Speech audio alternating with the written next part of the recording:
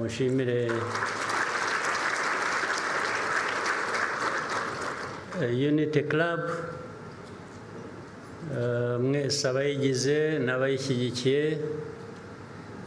ariko cyane cyane bishingiye ku gitekerezo cyayo, igitekerezo cyubaka.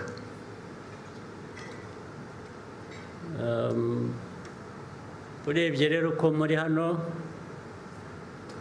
ubuyobozi bw'igihugu bwose buri hano, niba ko turi aha harimo ukora imirimo ye isanzwe, yageraho akumva ko hari abandi batari muri twe bashobora kutugoboka mu byo dushinzwe, ibyo dukwiriye kuba dukora kugira ngo bikunde, ngira ngo yaba yibeshye. Ubwo rero ndumva ko twese turi hano, niyo mpamvu nibwira ko ari byiza kubona umwanya kuganira nawe. Nta disikuru ndi busome, kuko ngiye gusoma disikuru naba mbabeshya kandi nanjye naba nibeshye.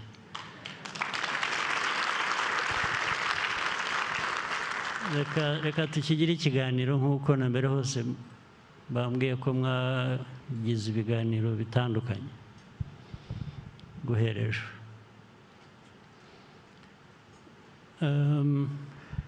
Muze rero ndaza kuvuga ku Rwanda kuko ni cyo cya mbere dushinzwe, nicyo kitureba, turi Abanyarwanda, ni igihugu cyacu, niho duhera.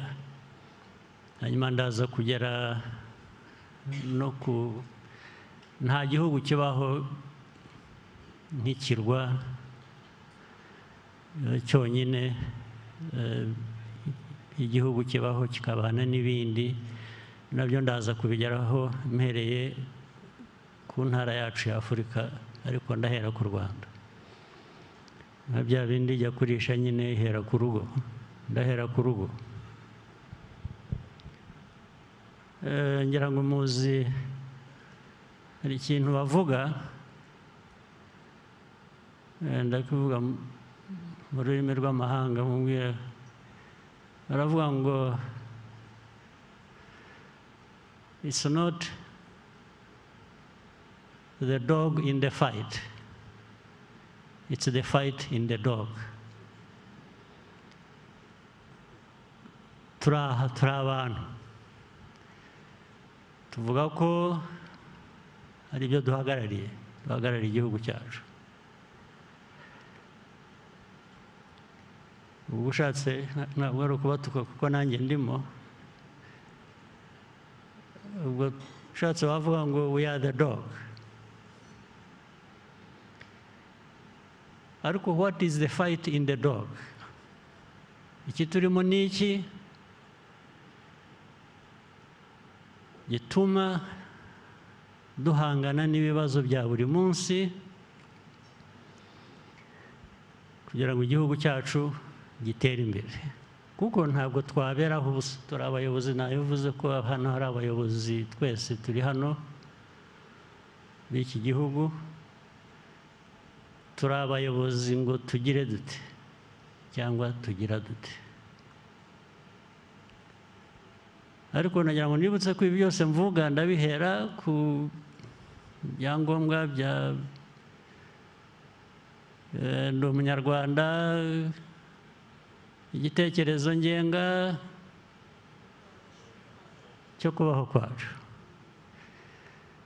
Mushaka kubaho? Mushaka kubaho mute? Ari ukubaho mwarihebye, muri aho muzi ko hari abandi bazabagoboka, ndetse muzarebe iteka niyo tuvuga buri muntu gukora ikintu akavuga ngo ngiye kugerageza. Kugerageza ni nk'aho wavuze ko bigoye ugiye kwitanga, wavuze gusa ugiye kubikora.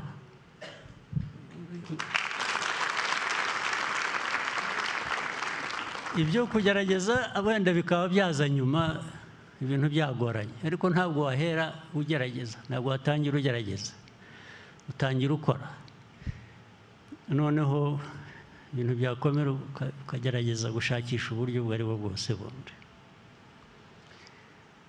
Muri uku kubaho kwacu kuvugwa, uko tubayeho, hari impamvu uhitamo uko ushaka kubaho.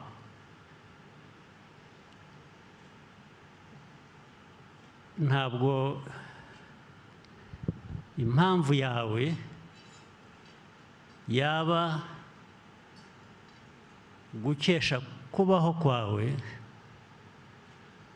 ubuzima cyangwa imibereho y'abandi, ngo uhora bateze amaso ko aribo bagomba kukubeshaho.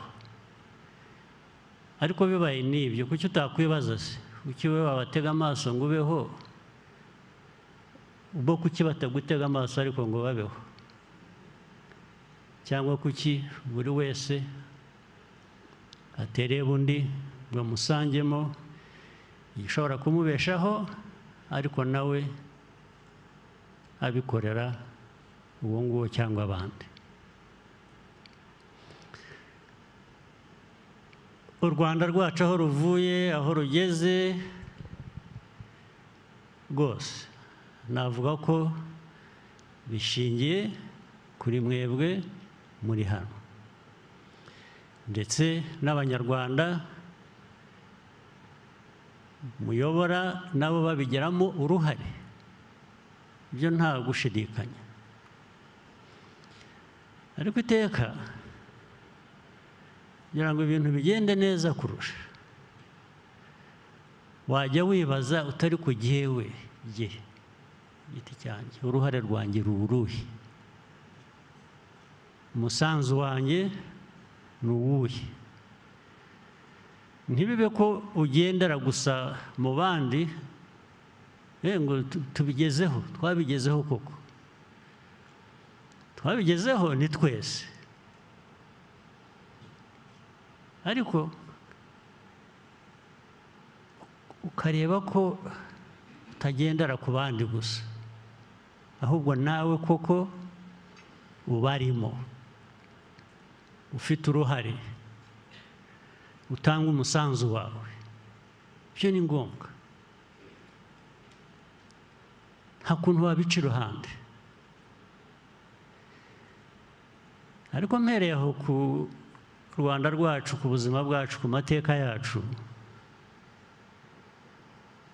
reka nyashyire muri rusange duhuriyeho n'abandi. Hari ikintu mpora nibaza, mbazwa buri munsi, nanjye mbaza abandi, ariko ntigisobanuke neza. Bigatuma rero umuntu ashobora kureba ngo burya muri ibyo byose dufitanye isano n'abandi, no mu mibereho yaba ishobora kuba itanashimishije cyane nk'uko bikwiye, kandi bishoboka ko byaba byiza ku buryo bukwiye. Ibyo mvuga ni iki? Uko twese turi hano, abantu bafite ubushobozi butandukanye ndetse no gushishoza bitandukanye. Ibyo ubundi ni byiza iyo bihuye, iyo bihujwe muri ubwo buryo butandukanye, bituma twese twatera imbere. Ariko rero ihurizo riri hano, u Rwanda, Afurika, mu myaka 50 ishize, ikaba ariho mpera no kwirwa njya kure cyane, 50, 60, twari turi hehe? Aho twari turi myaka 50 ishize, 60 ishize, urebye biri hafi gusa naho turi nyuma y'iyo myaka. Ndababwira impamvu. Ndababwira impamvu ntanga urugero rwacu nk'Abanyafurika, nk'Abanyarwanda, n'aho abandi bageze bari hanyuma cyangwa se basaga natwe muri iyo myaka 50 ishize cyangwa se 60. Ubu bakaba badukubye, wenda nta nubwo navuga ngo ni inshuro ebyiri, sinavuga ngo ni 3, sinavuga ngo ni 10, badukubye inshuro 100, 100. Murabyumva?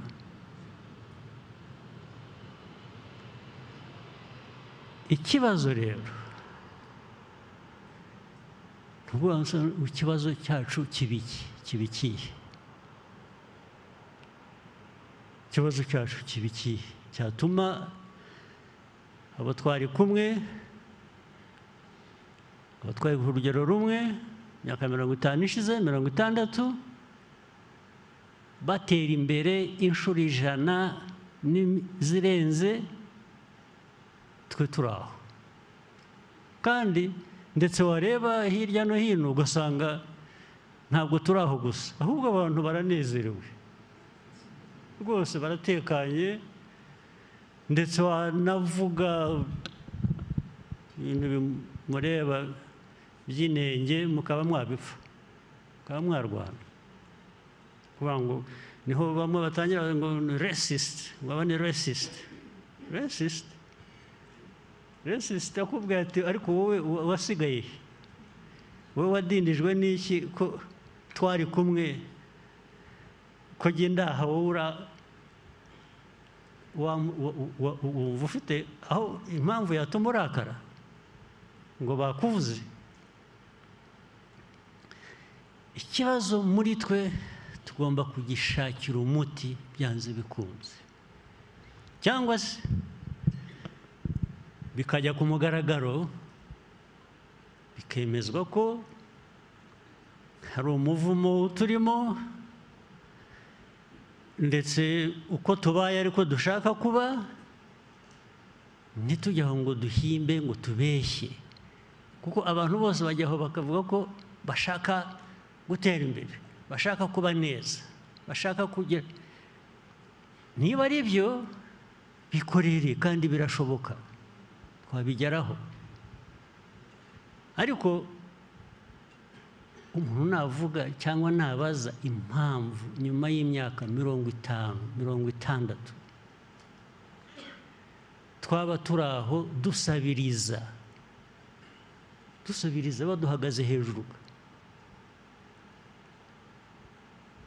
nimumbwire mu bice by'isi byose muzi, benshi hano ufite byinshi muzi, muzi amateka, muzi science, muzi ibintu byose, murabizi. Nimumwe urugero rw'igihugu cyakijijwe, abantu bakijijwe na NGOs. Mumwe urugero mumbwire muti wibagiwe, ugomba kuba wibagiwe, hari kanaka hari ahangaha. Cyangwa se mumbwire ngo hari uwakijijwe no gusabiriza, kandi ukabona gusabiriza, usabiriza ntabwo bimuteye isoni, ahubwo ari entitled. Twe dusabiriza nk'abantu who are entitled, kuvuga ngo gusabiriza n'usaba ndetse ukamureba igitsuri, nkaho hari icyo agomba kukwishyura cyangwa hari impamvu agomba kuguha ibyo aguha. Ibyo abayobozi twicaye hano tubyumva dute, tubisobanura dute? Ikibazo ni iki? Icyo kibazo tutagisobanukiwe cyangwa tutahora tushakira umuti, tugitekereza, tukiganira, niba ibindi byose tuvuga cyangwa dukora cyangwa tuganira biba amagambo gusa, cyangwa se bikuvana aha bikakugeza aha wagombaga kuba ugeze hariya. Ariko kubera ko ubusa ntacyo bugutwaye,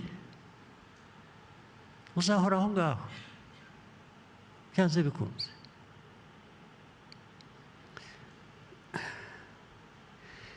Rero umuti wabyo ntabwo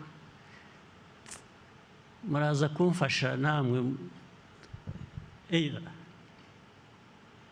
mumfashe ku buryo butandukanye. Ubwa mbere mumbwira ati ariko wowe uravuga ibiki ko tutanabyumva, ibibazo byawe wumva ufite mu mutwe ko tutabifite. Munyereke impamvu, rwose ndabakurikira, ndabumva, ndajya mu nzira yanyu. Cyangwa se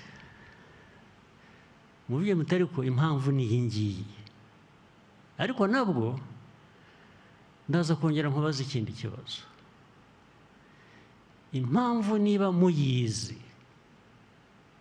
ariyo ngiyo mushobora kuba muvuga, yaba impamvu imyaka 50, imyaka 60 gute? Igahora ari impamvu buri gihe cyose utabona aho bizagarukira. Yashoboka gute? Nitutabisubiza ibi byose n'ibindi byose dusanzwe ni uguhura, ni ukuganira, ni ukwishima, ni ukurakara, ni ukubabara, gusa tugahora turi muri ibyo. Ntidupfuye, ntidukize, twibereyeho dutyo, kandi tubayeho mu mutima wacu tukumva ko tubayeho neza, ndetse yakomeza twageze ku ndunduro twashobewe tuti ni ibya Nyagasani, tukabitura Imana. Iyo nzira tuzi kuyiyoboka rwose y'ibintu tukajyaho. Ni ubwo icyo bivuga ni ukuvuga ngo wivanyeho responsibility, wishyize ahandi hantu tutanazi cyangwa tutanabona, kuko ntiwavuga ngo ni iyanjye cyangwa ni akanaka cyangwa ni akanaka kuriya. Niyo mpamvu rero uhita kuri twe rero dufite iby'umwihariko nk'Abanyarwanda. Ni Nahimana,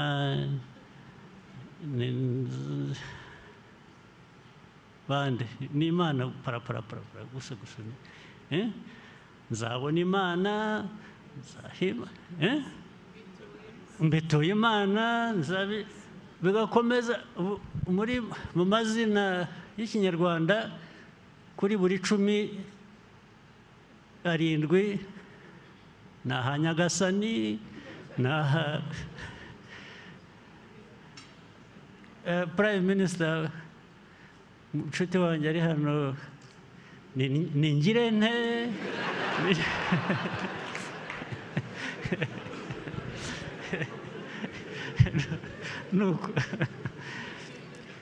Ibyo hari ubwo bibwira ngo byabaye kera, cya gihe abantu batarajijuka neza. Ariko n'ubu umwana wawe aravuka ukamwita Nzagirane, Nzakugirane, cyangwa Nkuragije Imana, cyangwa burya ibyo byerekana mentality. Yes, wowe ni nkaho wivanye wivanyeho responsibility wayigize iy'Imana ariko Imana yo erega Imana turayigondoza Imana yaraturemye iduha ubwenge iduha igihugu ndetse twashaka tukagisenya ariko warangiza ugasaba ko yongera ikaguha kongera kucyubaka yaraguhaye wakoze ibyo ngibyo nk'uko rwose mumbwire iki turimo ni iki muze kumbabarira nze kubaza abantu bamwe mumfashe kuko abantu bamwe muzobereye mu bintu byinshi hano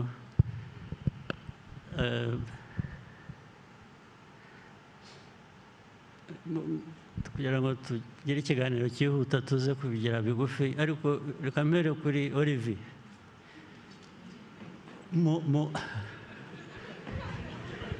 ibyo nabyihoreye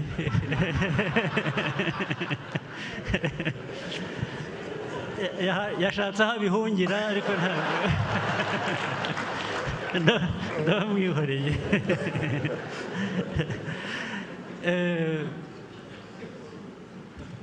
ahantu ujya hose ibihugu byose ugiyemo abantu uhuye nabo musanga ikibazo cyacu reka wenda mbivane ku Rwanda gusa mbigere bya Afurika abanyafurika ikibazo dufite ni iki ni kamere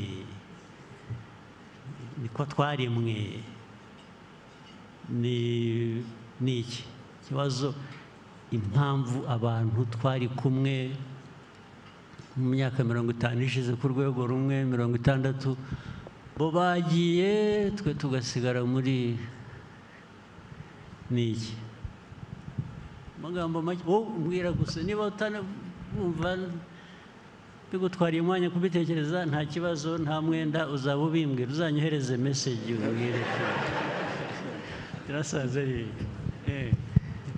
murakoze your excellency ikibazo abanyafrika dufite ni ikibazo cy'imico mibi bijyanye n'imiyoborere natwe tukageza aho tukumva ko ariko tumeze ko ariko tugomba guhoraho ku buryo niyo bakoroni baradusigiye ubukungu bugeze ku rugero runaka ugasanga nyuma yaho ahubwo igihugu gitangiye kumanuka mu by'ubukungu kuko hari ruswa hari kutumva yuko igihugu ari icyacu ko tugomba kwiteza imbere ko tugomba guhora mu bukene ku buryo ndetse hari n'ibihugu bya Afurika biba graduated bikava muri bya bihugu bikenye bya LDCs byagiye mu cyiciro cyisumbuye ahubwo bikajya kulobinga ibindi bihugu ngo tubyange ngo bashaka kuguma bakennye kuko nibazamuka bazishyura amafaranga menshi kurushaho muri UN bazagira avantage batari bafite avantage bari bafite bagiye kuzitakaza ku buryo rero usanga ari ibihugu nk'ibyo ngibyo byumva ko avantage ubwo zikaba ari izihe avantage yuko babahera ibintu busa babahera ibintu busa bacuruza ku busa ntihagire bakumva ko ariko bagomba guhora bameze ntihagire n'iyo pride yo kuvuga yuko no kuva mu bukene ari ikintu cyiza kandi bagomba kubishyiraho the means yo kugira ngo badutere imbere ariko se nk'ibyo hari isomo dukeneye ku muntu uwo wese ubukene kumenya ububi bwabyo buriya tugomba kubyigishwa aribwo turimo waba urara ubusa ukagomba kwigishwa ukuntu inzara iryana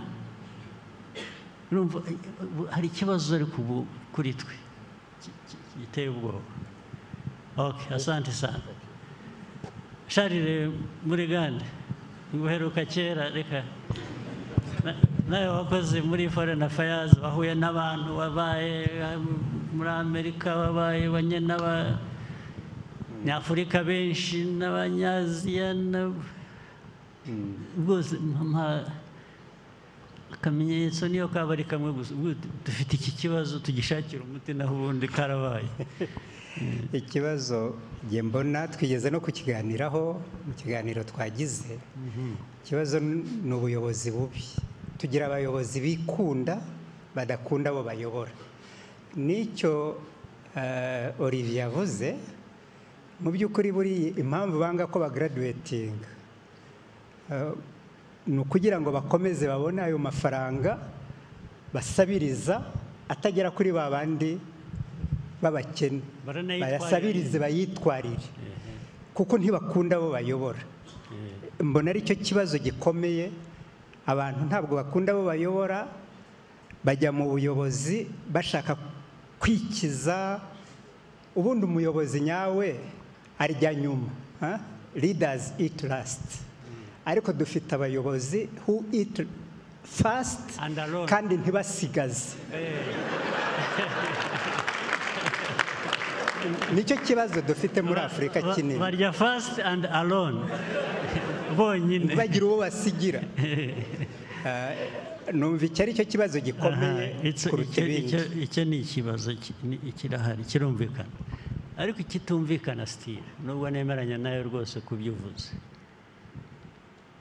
kuki byaba kamere y'abanyafurika y'abanyarwanda gusa the explanation is valid yenda yumva ariko jese numva the uniqueness impamvu cyaba icy'abanyafurika cyangwa icy'abanyarwanda ntabwo ndacyumva nicyo ntekereza nkashakisha sinyumve ariko icyo byitekereze nta kibazo ibyo biragoye kubisubiza yenda twaza kubaza Leo Mutesa ugira genetics akabitubwira arahari hari ahantu yicaye hariya nagerageze ahora yiga genetics ashobora kugira icyo atubwiraho aka kantu ka genetics gashobora kuba karimo wakoze your excellency nibyo koko twese abantu ku isi abazungu n'abanyarwanda n'abanyafurika duhuza koko genes duhuza uturemangingo ndangasano ariko uburyo habaho expression cyangwa se uburyo bitanga icyo bijyanye kuba bitanga biratandukana ku bigendanye n'ikibazo koko nk'uko mwakibazaga biragoye kubihuza na gene ahubwo hazamo n'ikintu cyitwa environment cyangwa se uburyo umuntu abayemo aho abantu babaye nibyo twahoze tunavuga mu kanya byitwa epigenetics hari ibyo utavukana ukabigirwa nuko ubaye muri environment none bigatanga icyo nature and nurture yes ariko still nabwo there is a question around that hari ikibazo kuri ibi environment tubayemo ubundi should spoil us yarikuye kuba the environment ntabwo it's not so challenging you can see it the other whichever way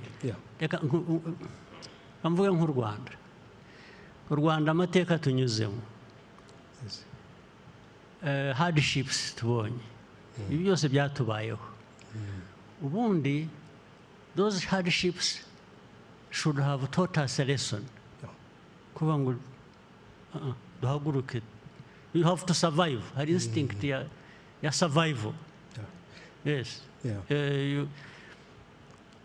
that does not apply to us then actually hari environment nziza nayo tuba dukwiye kuba twa-exploiting ahubwo nabwo ikatuma twagira icyo dukora kuba dufite imvura ibonekeraho turagera no kushakisha irrigation cyangwa ibiki nabyo birakenewe ariko bizaza hanyuma imvura irahari ihagije hari byinshi nk'abanyafurika abandi bo ubutaka bwuzuye ubukungu ahubwo abandi baraza bakiyorera bagatwara ukumva rero environment nayo imibereho yacu vis-a-vis environment defeats logic niho ikibazo kibera ingutu naho ubundi whichever way you look at it niba ari environment environment ku buryo zitandukanye zishapinga abantu. Actually environments dufite zitandukanye zikwiye kuba zidushapinga one way or the other. In fact nitwe dufite choices nyinshi zo guhitamo, ibintu byo guhitamo byinshi kurusha n'abandi, ariko nabyo turanga tukabinanira. Ni ikibazo ibya genes tubishyira iruhande by'iki, ariko harimo ka doze kabyo nako. I don't want to rule it out. That's a discussion for another time. Ndacyashakisha imyumvire ni iyihe. Hari abanyamadini bari hano badufasha, abapasitori hano cyangwa abapadiri cyangwa dufashe tuvungurireho n'agake nibura baba bafite. Ikibazo cyacu kibaye cy'amasengesho gusa, twisengere tutegereze icyo Imana izaduha. Nuko murakoze nyakubahwa Perezida wa Repubulika. Gusenga ni byiza ariko bijyana no gukora. Ikibazo rero mbona kiri muri Afurika utabona muri Aziya cyangwa ahandi, mbona ari uko abakoloni batwambuye iki tugize icyo twari cyo, natwe turabyemera. Icyo gihe rero nibo banyumvishije ko ntari umuntu wuzuye nkabyemera, nzajya mu bitekerezo bye antekerereze, afatira ingamba, nkora ibyo ashaka, ninshaka gukora byanjye bavuge ko bituzuye nanjye mbyemere. Nabyo ni byo nyine, mbona Afurika ari aho yaguye. Ariko twemerera iki? Nicyo ntarumva jyewe. Twemera dute? Kandi tukemera twese, kuko turatandukanye. Ibyo navugaga, turi abantu batandukanye bafite ubushobozi butandukanye, bafite imyumvire. Ubundi iyo tubihuje bikwiye kutuviramo igisubizo cy'ibintu bimwe. Twese twahurira ku kwemera uko batwangije gute, twabihuriraho dute? Rwose mumbwire, twabihuriraho dute ku buryo tubyemera? Baraturimbuye, baratwishe, turemera. Okay. Nabyo bifiteho bishingiye. Sinzi, asante sana, sinzi niba hari undi wadufasha. Inde ariko ikindi rero navuze kudufasha, navuze ukuntu dutandukanye, niba ari n'amadini dufite atandukanye, niba ari uburezi, education bitandukanye, kandi birimo ibintu bundi bizima. Ariko hari n'ikindi ntakwiye kwibagirwa, hanyuma nkaguha ijambo. Ubu bisigaye ari abakuru, abasaza nkatwe, ari abato, nabo ugasanga ni inzira imwe. Ibyo byo ni ibiki? Ubundi twahoze tugira ngo urubyiruko ruje urwo rurabitunganya, barangiza ubu noneho hagiyemo n'ibindi ntumenye rwose noneho n'icyo ari cyo. Dufashe. Murakoze nyakubahwa Perezida. Akeka ko ikibazo kiriho koko, ariko umuzi wacyo ni uko hari uko abantu badushatse bakanatugira natwe tukabyemera. Ariko aho niho ntarumva. Numva rero aho ngaho kugira ngo ari Nsengimana ari jye kwanza n'uwasenze Imana arasa nkanjye utanayisenze. So byose ikibazo cyabaye iki?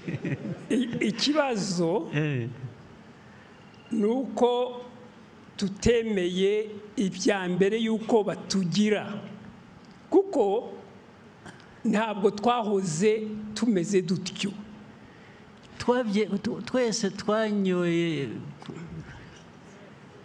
baduhaye, baradutamitse twese tugendera. Oya, ikibazo ni iki? Numva nge kandi niyo mpamvu n'u Rwanda rutangaza, ni uko igihe cyageze mu Rwanda tukavuga ngo oya, dufite n'ibyo se ndabyemera. Yego, wenda ntibiragera mu icumi abavuga ngo ya ni 3. Ariko niyo nzira. Ariko kubera iki? Erega iyo nzira hari impamvu.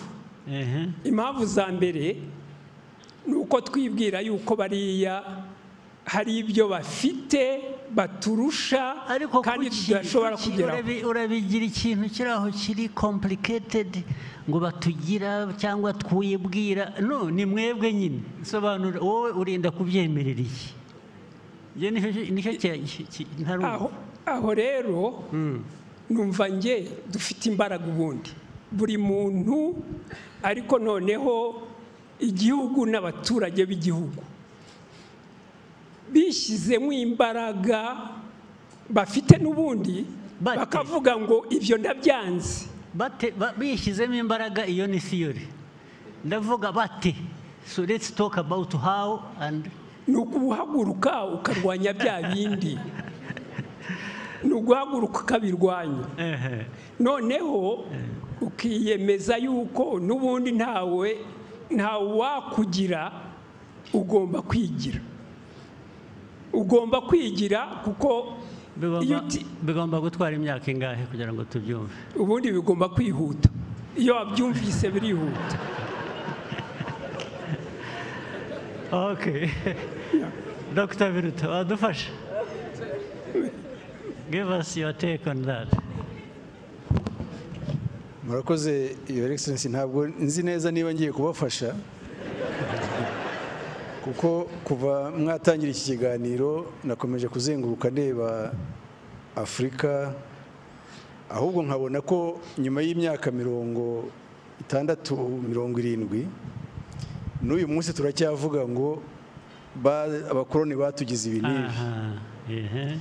Ndetse ukabona n'ibihugu bimwe wenda bitasigaranye ibibazo nk'ibyo twagize mu Rwanda, abakoloni badusigiye by'amacakubiri n'ibindi, ahubwo uyu munsi ukabona barimo baraganayo.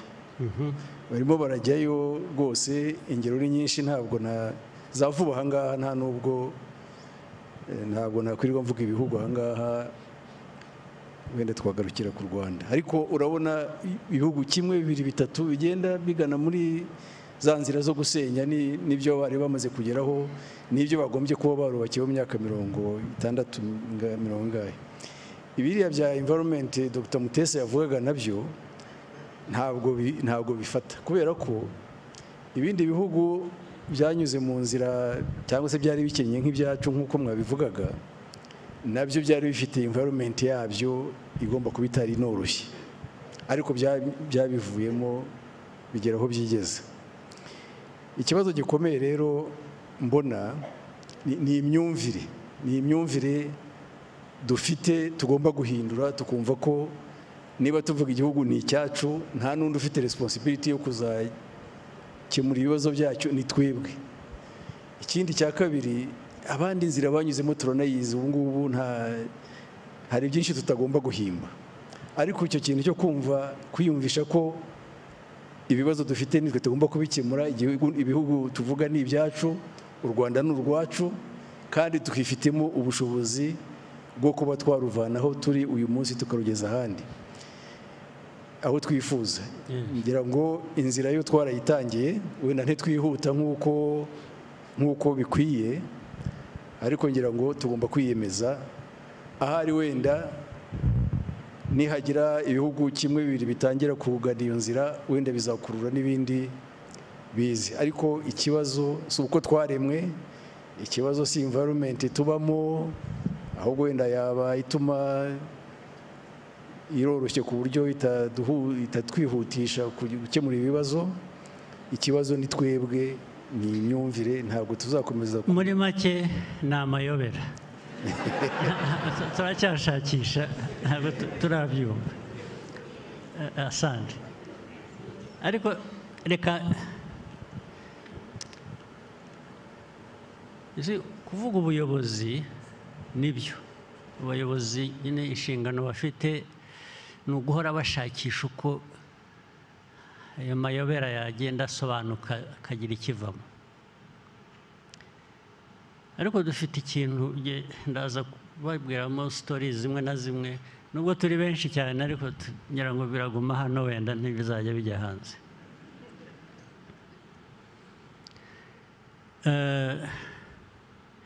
Tuvuge nk'aho u Rwanda, ndatanga urugero rw'igihugu cyacu, aho tuvuye muri iyi myaka 31 ishize, aho twagiye tubaho n'ibintu byinshi.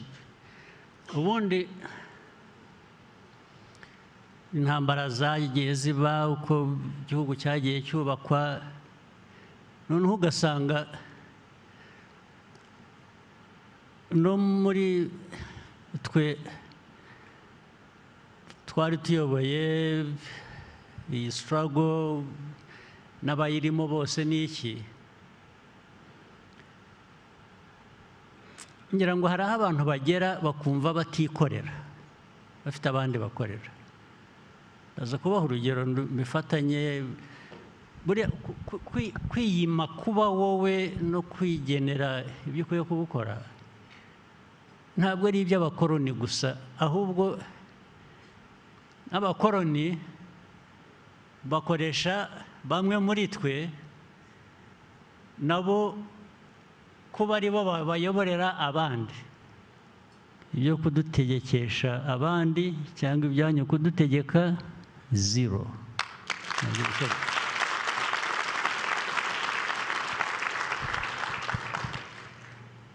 Now, ibyo rero ntabwo ari ibintu ukora umunsi umwe ngo ubundi wibagirwe cyangwa bigomba kujya mu buzima bwacu, mu mibereho yacu, uko dukora ibyo tugomba gukora. Ntabwo ari ibyo kwibagirwa, ntabwo bavuga ngo nari nibagiwe. Naho iyo utagiriye umuntu nabi, iyo nta kosa wakoze, iyo nta icyo ugomba wowe kwishinja, ugomba kuyoboka undi muntu cyangwa gutegekwa n'undi muntu, kibiki. Iyo udafite rero uwo mutima wibaza,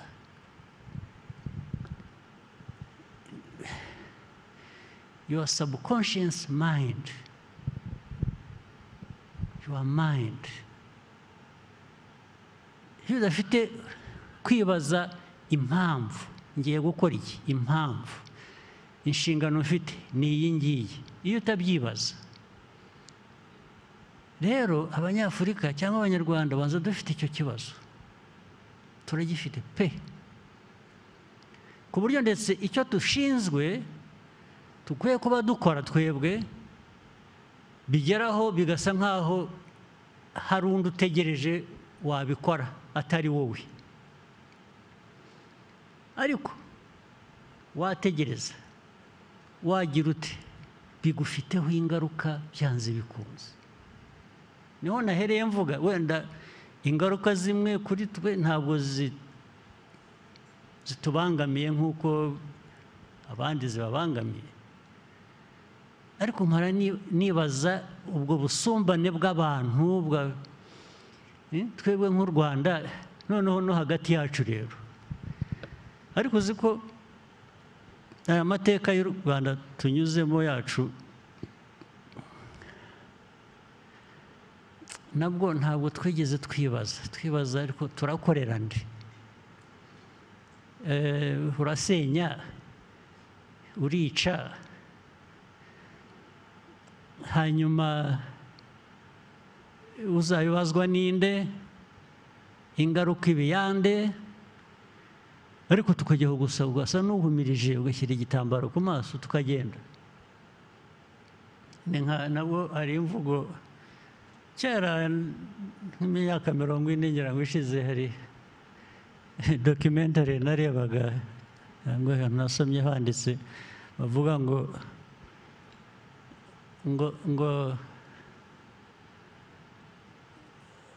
don't worry about where you are going so long as you are on the way. Murabyumva? Ubu rero natwe we are on the way, but but where we are going tuzaba tubimenya. I mean, do you really want us to be like that? Mwumva abantu bakwiye kubaho baryo?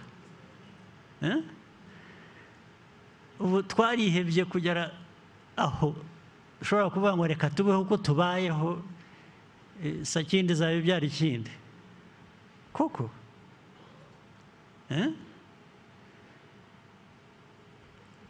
Niyo mpamvu nk'abayobozi cyangwa iyo bitarimo ugasanga society igiye mu tuntu turi trivial, utuntu ninde uriya ninde yavuze iki yamvuze iki, bikajya muri ibyo, bikajya no mu system, bikajya no mu miyoborere, bikajya aho kujya ku substance. Ishu ikaba yamvuze, yanyifurije nabi, yagize atya, ibintu byose tukabisoma. Reka ndangirize ku kintu kimwe numvaga nacyo ngomba kubabwira cyari kingambangamiye gato, ariko cyerekana ukuntu pettiness kugira mu mutwe hatekereza, hayoborwa n'utuntu dutoya gusa, birandeba personally, ariko nge naramenyereye.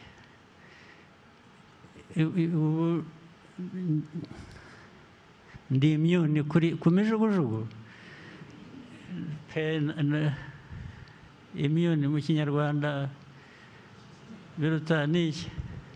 Kuba immune, kuba immune, akingiwe kera.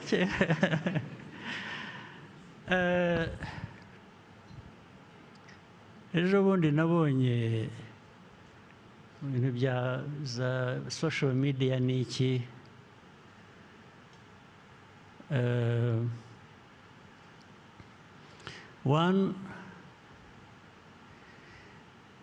nabonye bavuga ko yewe ntegura umukobwa wanjye kuzayobora igihugu, ariko ye uwanteguye ninde? Mbanze mbabaze. Rero hanyuma ariko ndababwira n'ibindi. Yewe wanteguye ninde? Ntabwo nateguwe na data, ntabwo nateguwe na ni mwebwe. Kwanza mpora nababwira mwagezaho mukansezerera, ngewe ko nanjye, ariko singiye kuvuga ngo nanjye nkaba nkamwe, oya, ntabwo nzaba nkamwe. Ndabyanze rwose ibyo ngibyo, ntabwo nzaba nkamwe. Nzabaho uko ndiho, uko nshaka, ni kuba kubi kube kubi, ni kuba kwiza, ubwo nibiba bibi nzabyishyura, niba byiza nzabyishyura. So ibyo ariko nabitwaye lightly, ariko kubera ko bindeba ndavuga nti reka nzabikoreho komenti gusa mu bantu mbe mbirangije. Ariko ikindi hari igihe ari umuryango wanjye ari abana banjye ni abanyarwanda nk'abandi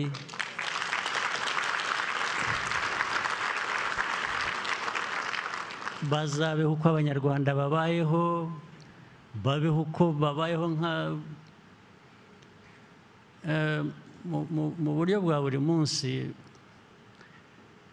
Buriya abana banjye babiri bamaze kujya mu gisirikare. Nashatse ko bajyamo ari batatu kuko bafite ari abahungu, ariko umwe arananira avuga ko atabishaka. Bombi narabegereye ndabinginga nabwo ariko mwebwe shaho. Ariko impamvu nayo nayibabwiraga.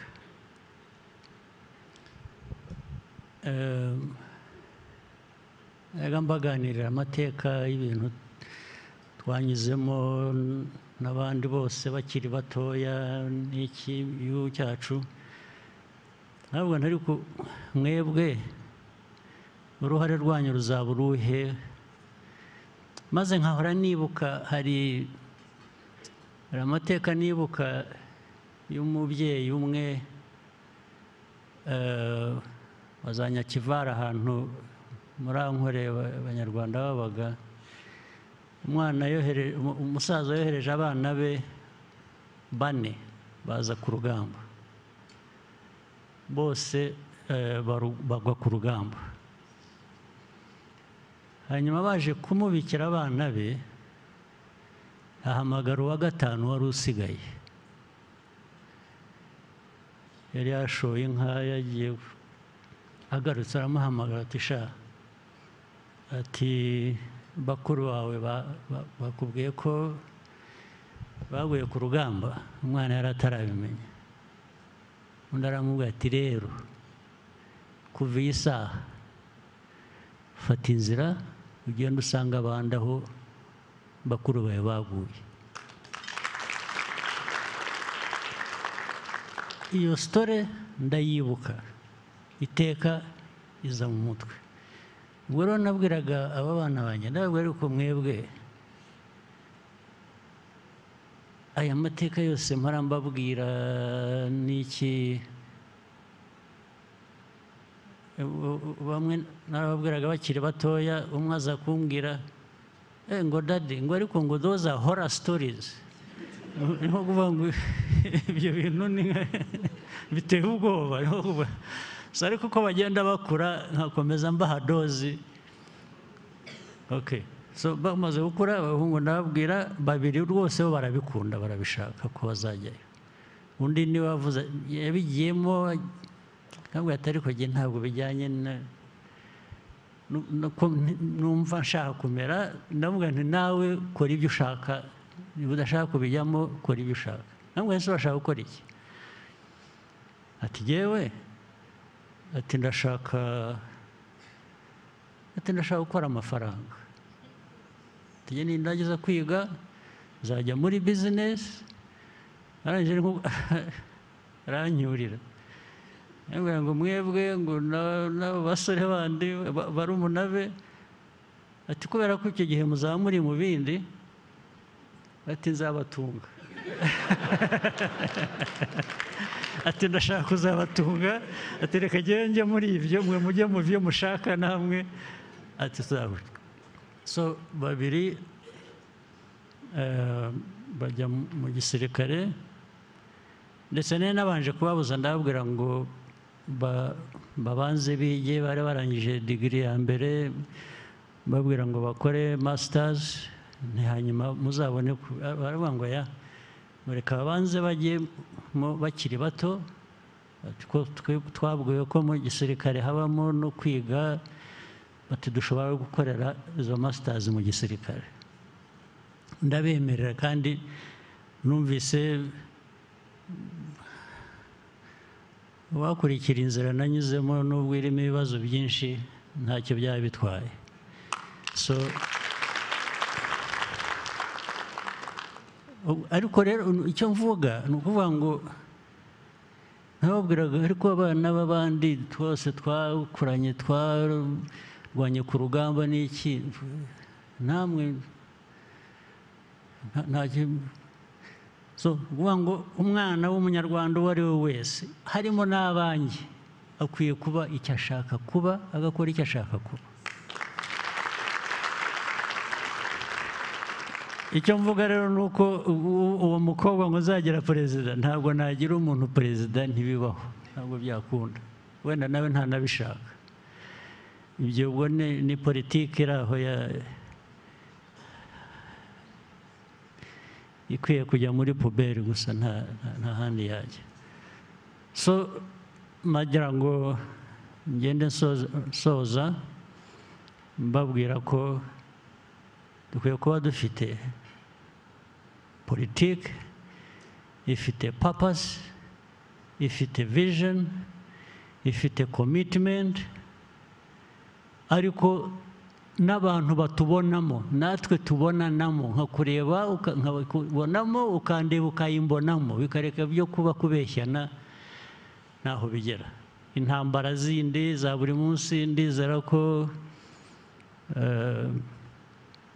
Nduhungirehe yaba yazibabwiye ibya Kongo hakurya aha n'iby'iki ntabwo wabibanyuriyemo. Hari icyo utavuze nababwira, hari icyo wumva wasize inyuma nabanyuriramo.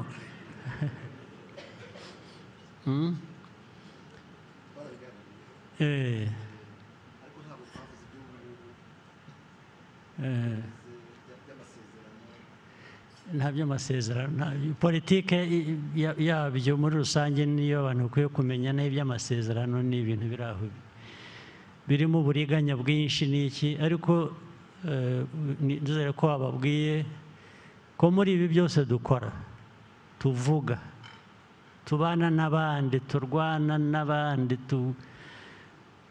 twaciye umurongo kera uvuga ngo igihungabanya u Rwanda cyo ntabwo twakihanganira.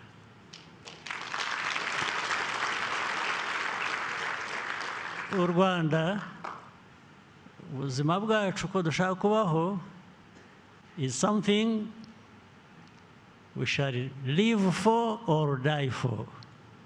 So there are no two ways about it. Ibindi reka nzabivuga ubundi muzongere mugire indi nama vuba bidatinze cyane. Murakoze cyane rero muramuke.